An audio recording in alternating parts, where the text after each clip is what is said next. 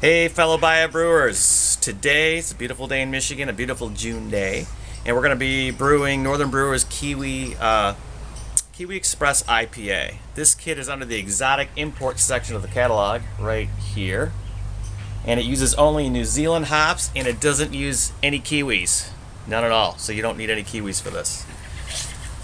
It's a pretty simple brew. We're going to have one hop addition at the beginning of the boil and the balance at the last 10 minutes. We'll be transferring to a secondary after about 2 weeks in the primary, and we'll be dry hopping as well.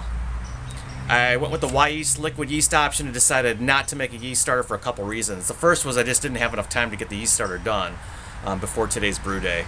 But also, you really shouldn't need it due to the original gravity. It's very close, but it should be just fine.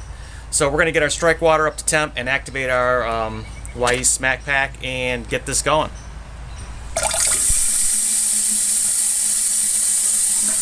So if you use the water calculator on our site, you will see that you need about 7.7 gallons to get this going. You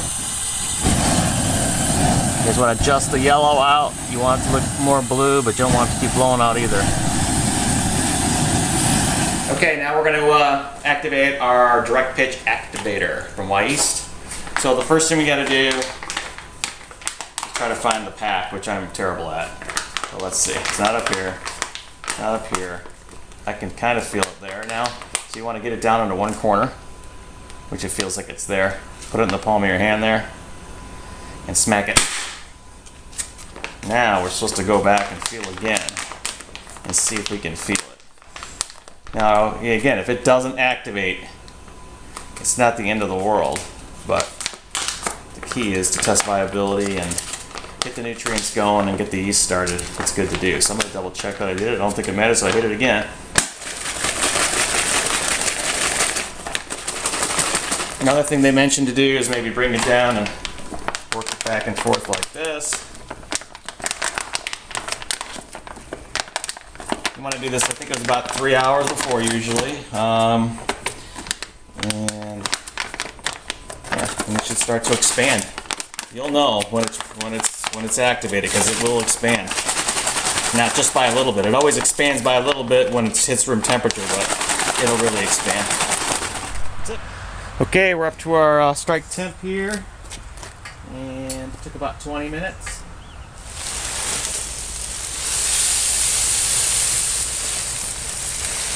You can have somebody gently stir in the bag inside here, just nice and gently. Don't go too far down to the bottom because you don't want to rip the bag, so just gently keeping the clumps out. You got a helper, great. If you don't, you can do it in steps by yourself. So once we get everything stirred up, we are going to put the cover on. Then I have an old winter coat that I usually put on here to kind of keep the heat inside and insulate things a bit. You can use a towel on top. There's a lot of ways to do it that'll help out. And then you want this to mash in for 90 minutes. So as you keep checking and adding heat while you're mashing, give things a good stir.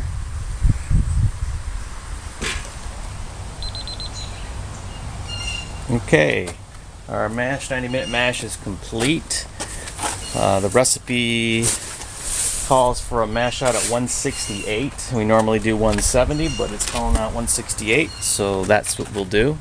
So I'm going to give this a quick stir and bring it up to 168 for another 10 minutes, and then we'll get ready to pull the bag.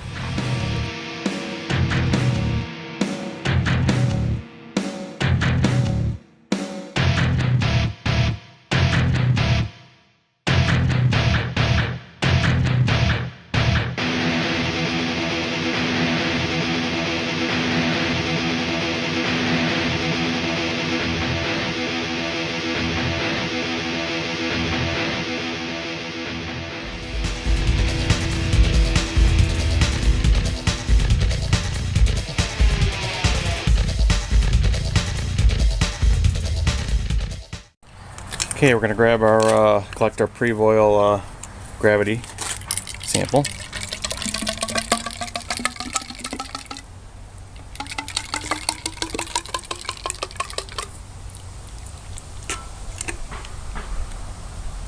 Next, grab your pre-boil volume.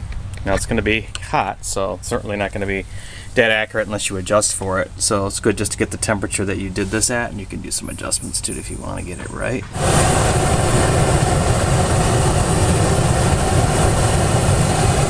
Getting there. So this is going to be our first hop addition. We're going to have to do a 1/2 ounce. Really the only measurement you got to make in this recipe. Everything else is just straight out of the hot packets. So you get them ready and put them in the bag. So here we go. Couple quick stirs. Get the boil going. Force watch for boil over. Should have plenty of room though. Had to kill it. Guess I didn't have as much headspace as I thought, but we caught it. And let's drop our first hop addition. Now, besides some occasional stirring here and there, you got nothing to do till the last 10. No, actually, you're going to be dropping your roll flock tab at 15, and then you're going to be dropping in all your wort chiller and the rest of your hop additions all at 10. So check in with you in a bit. Incidentally, just so you can see that I did activate this thing right. This thing's hard as a rock. You know, you shake it here and there, but this thing's just hard as a rock. So I know I actually broke it this time, which worked out really well. So, and it started swelling up relatively quickly. So you'll know if you did, I'd say within an hour or so of breaking it. Okay, it's time for us to add our roll flock tablet. Here we go. That was easy. 5 minutes. We're going to be pretty much putting everything else in here. Okay, 10 minutes left. We got to do our final hop addition. And they can't really see him very well, but it's a big one.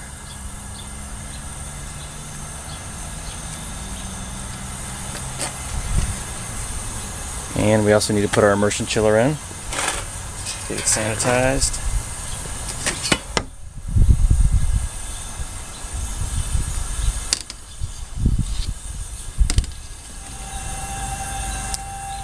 Okay, it's flame out now. Make sure you have a sanitized lid, because now everything's got to stay sanitized. So be extra careful from this point forward. Let's cover this up. And let's turn our chiller on. Okay, we've cooled down to about 70, so I've moved the kettle to a higher spot. And I've got my carboy sanitized and ready to go. My hose sanitized. I'm just going to do a quick sanitize here. The nozzle.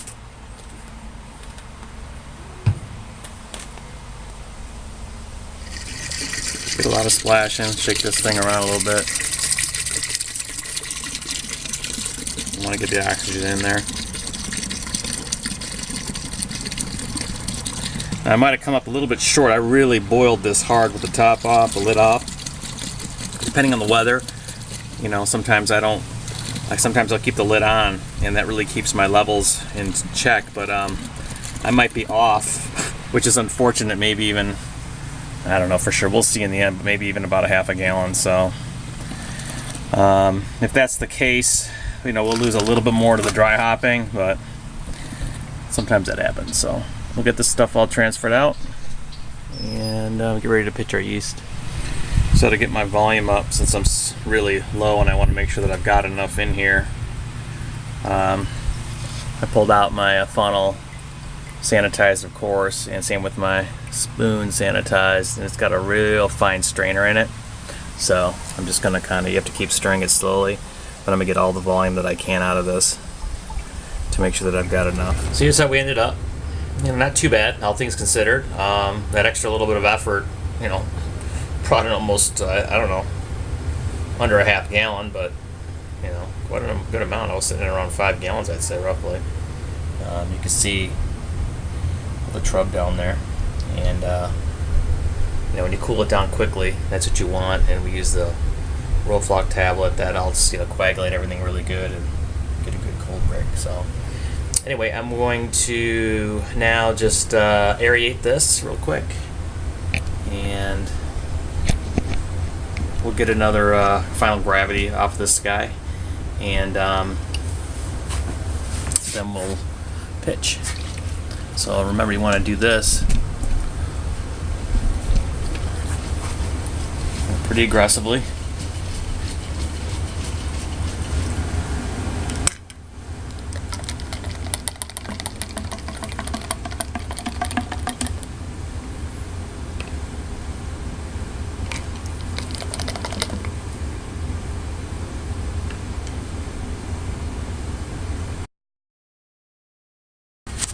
Okay, so here's our nice and swollen activator pack. It is hard as a rock. Gotta sanitize it. I sanitize the package well. There's a good chance this is gonna, blow up a little bit, so you want to make sure that you're in good shape there. So this thing is so tight I can't even tear it at those tabs they've got there. So I've sanitized this razor blade just to start the cut. I'm going to go on as little as I have to. Alright, here. Okay. And there's our yeast.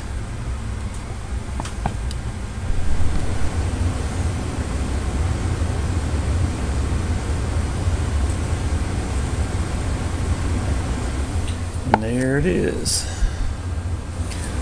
Alright, let's move things around real good. Aerate again. Okay, and there we have it. That's what we look like at the moment. All shook up. Nice cold break. And the extra large blow off too, because I just don't like to take any chances, and do a little sanitizer. Give this for a couple days, and we'll put our airlock on.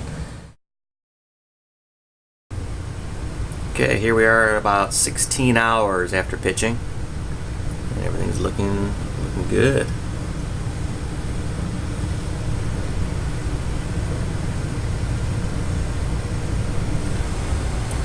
Okay, here we are at about 24 hours after pitching.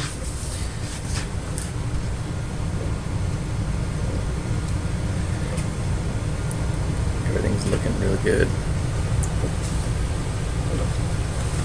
Okay, it's been about, 2 days and 6 hours roughly since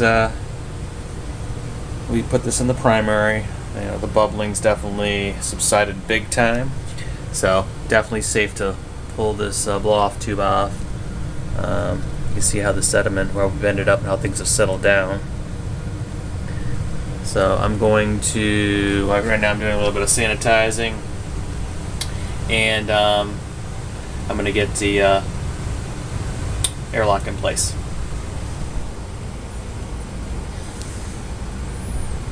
Now I'm using my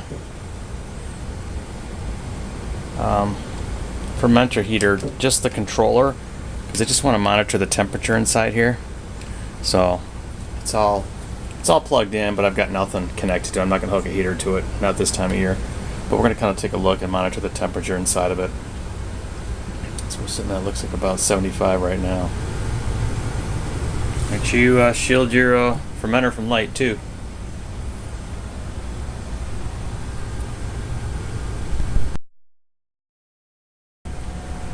So it's been exactly 2 weeks we've been in the primary, and I'm going to rack it to a secondary. This is just to give you an idea of what it's looking like. Here's what we got on the bottom here.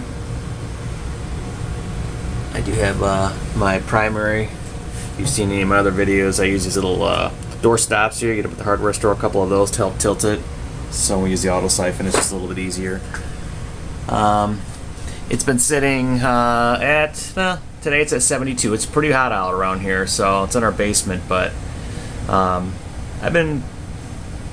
I'd say it's been sitting most of the time around 71, 72 degrees is probably where it's been. So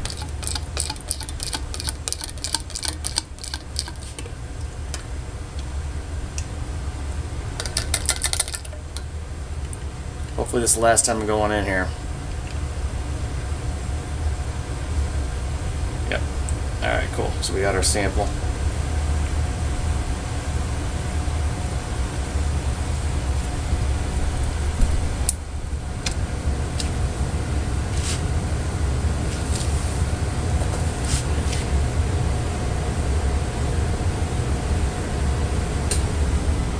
when you get a good siphon here, the beer should just be solid in your tube all the way to the top. And you know, then it'll start siphoning out pretty quickly. Okay, we're getting near the bottom here.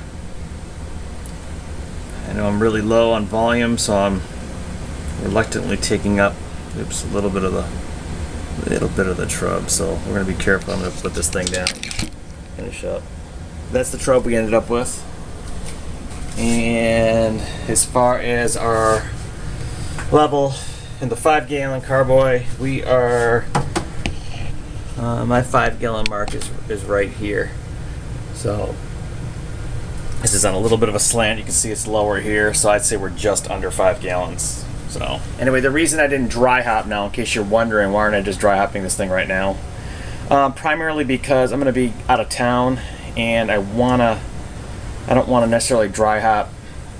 I'm deciding if I'm going to just go 10 days to 2 weeks max. So I'm going to be leaving town, so I want to be able to have enough time to let this sit, but not too long, because I don't know when I'm going to have time to deal with it when I get back. So let it sit here for a few more days, cover it up, keep the light away, and that's it.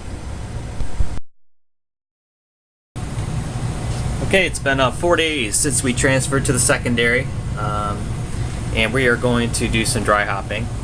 I'm going to try something a little bit different this time. Last time I tried to weigh the bag down with marbles.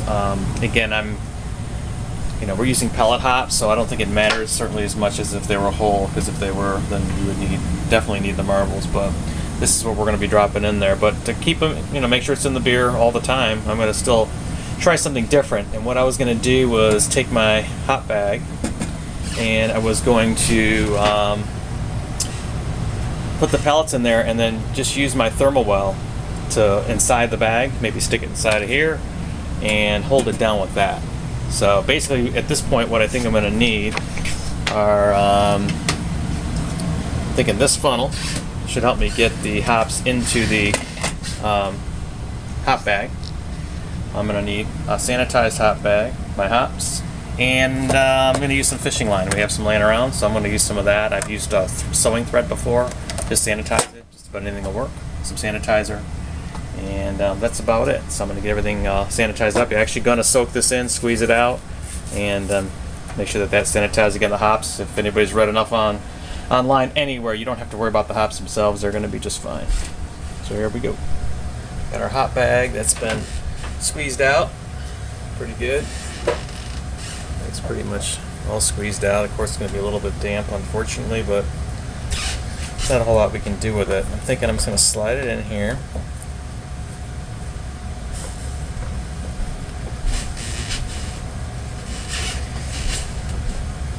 And I'll grab some sanitized fishing line. Tie that on. I've used thicker string before. Like I said, the only thing and it didn't work. So the only thing that has worked before was a thread. The only other time really I have done this. And otherwise, you just don't get a good seal when you put the stopper back in. I take our sanitized siphon. This was kind of a different thing from last time. I'm thinking I should do too is, and I should have done this already, was just sanitize all around here. Probably be pretty smart to do. And they might get stuck a little bit on our sanitized funnel, so we'll see how this goes.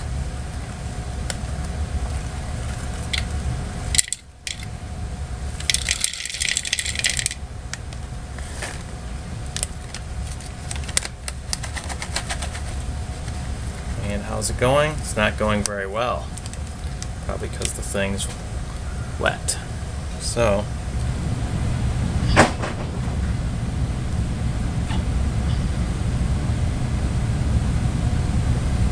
now I'm going to make sure I sanitize my fishing line. Sanitize my stopper.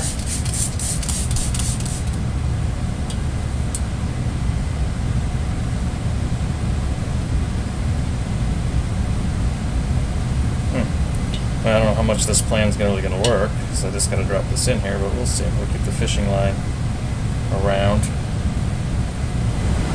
Alright, here we go. We're all set back up. There's our little fishing line that's tied inside. There's the thermal well holding it down. That worked. Actually, I think that worked pretty well. What didn't work for sure is this the funnel. That absolutely didn't work. You know, as soon as you got it damp in there with sanitizer, you could just forget it. Probably would have been better off not using any sanitizer. It probably, I don't know if it would have mattered. But fishing line, you don't need a lot, but it worked well and nice and tight. So yeah, there's definitely, and then I had to, you know, worry about the bag needing, was it still sanitized by the time I had to fool around with it and get everything back in there, get the hops poured in there and stuff them down, you know, gotta have your hands clean. It's a delicate time, but what's done is done, and we'll see how it all comes out, so we'll check back with it soon.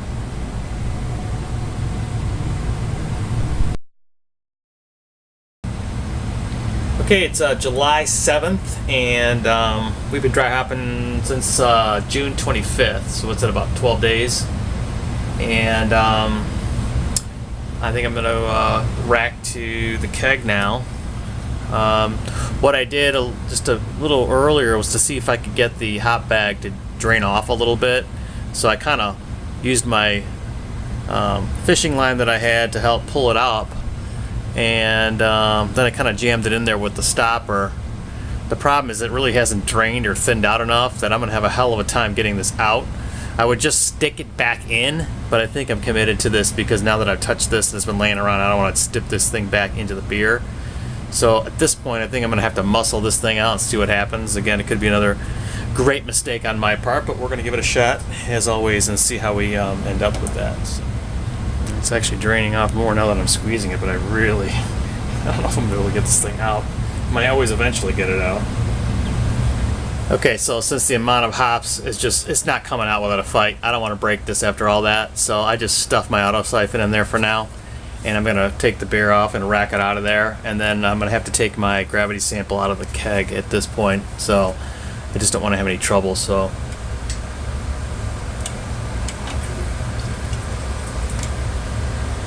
Okay, so you obviously sanitized everything, your keg. I put my sanitary lubricant on, you know, all the rubber everywhere on the keg as well, so that's all ready to go. So once this thing racks off, we'll get our sample out of the keg, and then we'll deal with getting this bag out. Okay, we're just about done. I'll tell you one cool thing about this bag being stuffed up here, this hop bag, is it's able to keep a nice angle on my auto siphon, and I haven't even had to hold it. So I just, you know, used my little blocks there and tilted it just where it needed to be. And this is like a nice, easy, hands-free operation, you know, without me worrying about grabbing much at the bottom. So we're just about done here. And we're gonna grab our gravity reading in a minute. Okay, we're all packaged up. I'm gonna clear the headspace with some CO2, about 5 times or so, and then I'm going to figure out how I'm going to get that hop bag out of there. Okay, so this is a messy camera shot. This is what I've been having to do. Is take this bag, bend it over like this, just get the liquid out, and then stick your finger in here and start digging these hops out as best you can, just piece by piece. It's a pain. It completely sucks. Hoping not to drop my glass carboy. And as you can see in the sink here, I've just got a big pile of, if you can see them there, there's a big pile of hops. Oops, sorry. My hands are filthy, but they're down. You can kind of see them down there. So, probably got a third of the way to go. So, I'm going to keep working at it. After a complete mess in about 15-20 minutes, I won. The hop bag. Well, that didn't survive.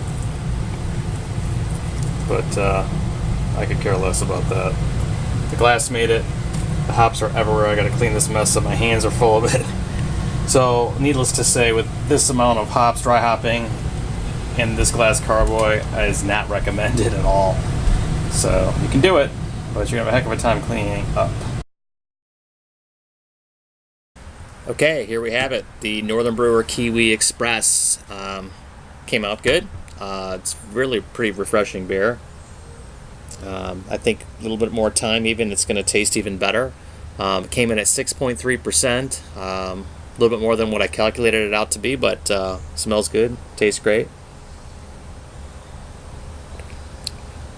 And I think it's going to be a great addition to the summer.